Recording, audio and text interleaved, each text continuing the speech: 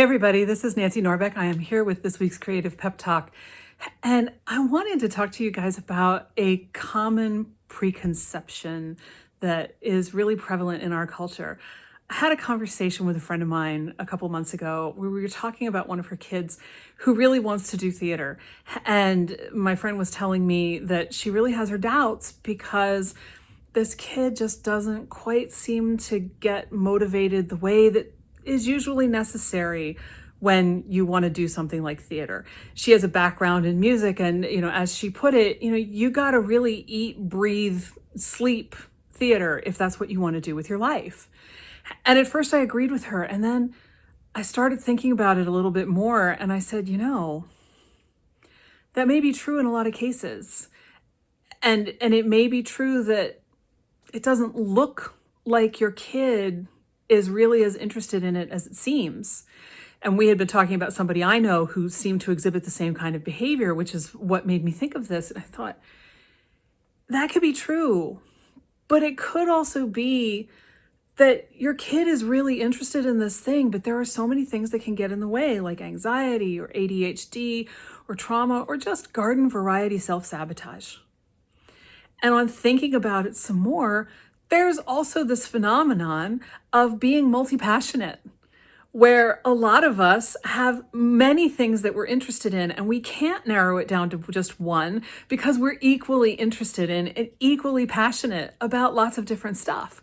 And so to people who come from this traditional view of the thing that consumes you is the thing that you obviously should do, and if it's not consuming you, especially if it's an artistic thing, then you must not want to do it enough. That doesn't work for multi-passionate people. And it doesn't work if you have an anxiety issue or a trauma issue, or if you've got ADHD that impairs your executive function, or just means that you think and function in a different way that maybe isn't bad, it's just different.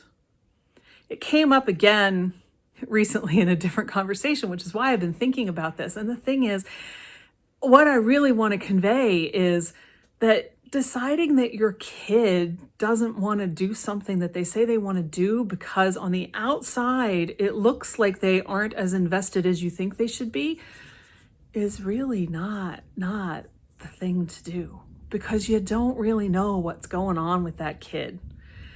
If you're telling your kid you are never going to be an X because you are not out there doing it all the time, because you are basically, what boils down to, not obsessed enough with it.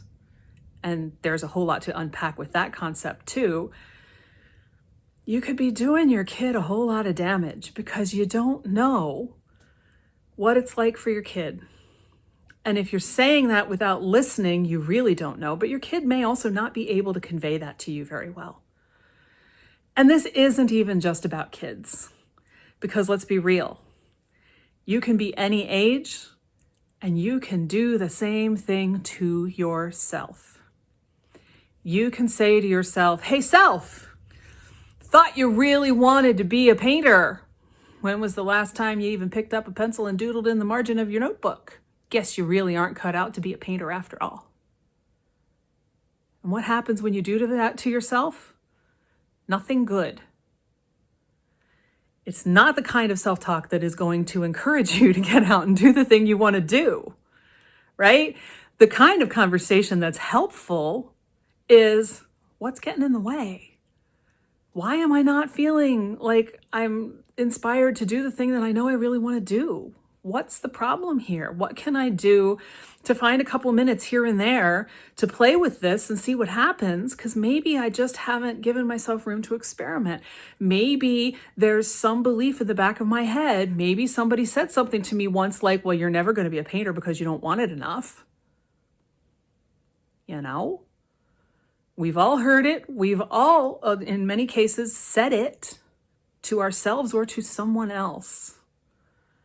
I want us to stop saying it. I want us to stop thinking it. I definitely want us to stop saying it to other people, especially young people who don't have the built-in defense mechanisms against that. But I want us to stop saying it to ourselves because we often don't have the defense mechanisms either. I want us to have respect for ourselves and our dreams, and I want us to approach them with curiosity if we are not getting where we think we ought to be. And I also want to approach with compassion because we are human. There is only so much we can do. There are only so many hours in the day. And there can be mitigating factors like anxiety and trauma, ADHD, self-sabotage, and lots of other ones that I'm not even naming here. And once again, I am not a therapist, which is why I'm not going into those.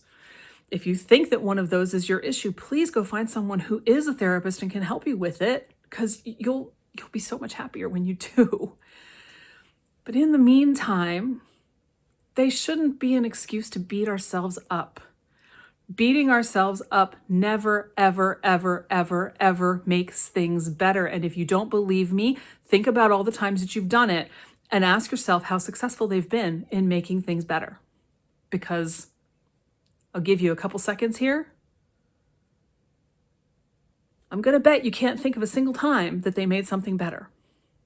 Being curious, being compassionate, and talking to yourself in an encouraging voice, on the other hand, do help to make things better. They help way better than being judgmental and being critical and beating yourself up. And that goes just as much for any other people in your life of any age, especially young people, but certainly not only young people. So let's stop with that. Let's approach these things with curiosity and compassion. Genuine curiosity and compassion, not just lip service, the real thing. Ask what's going on. And when you think you have a clue, follow it. See what you can do with it to make it better and see what happens when you do. And that will give you more information, more data that you can use to help, keep following that thread until you've unraveled whatever it is that's getting in your way. Also, creativity coaching that's kind of what I do. So if you need help with that, that's why I'm here. But at the very least, stop doing it to yourself. Look at it with compassion.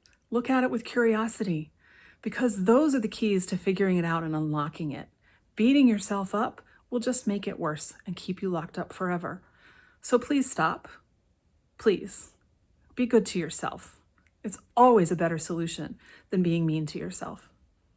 And with that, I will see you next time.